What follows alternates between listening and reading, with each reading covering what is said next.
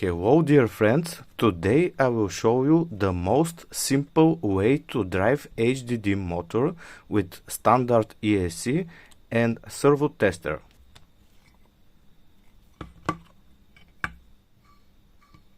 Of course, we know that these ESCs have 3 wires, and as you can observe, here are 4 pins, so we need to figure out what are the windings here and which pins do we need to use and if it is going to work or not. To make this motor run, we have to use our multimeter in resistance mode. Now I will try to find out which pins are the 3 windings and which pin is the common pin. So I will start from left to right. Here I have 5.2 ohms resistance. I will write that down. Here 5.2 ohms. The next couple is here, another 5 ohms or 5.2 actually ohms on the next winding. Here 5.2 ohms, and the next one, the next pair, 2.4 ohms. Now I know that here the 4th pin is my common of the windings. They are both connected. They're all connected here. That's why here are 2.4 ohms of resistance.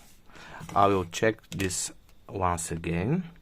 It should be 2.4 ohms between every single winding.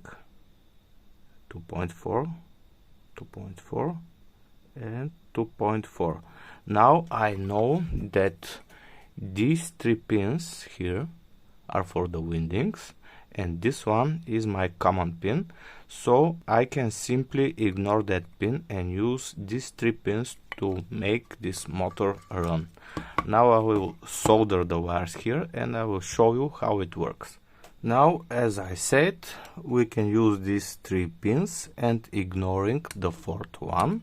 So here are the cables. This is just for testing purposes. It's not good to leave these pins. Now I have my setup ready and I will power the ESC with 12 volts for this test. Now the moment of truth.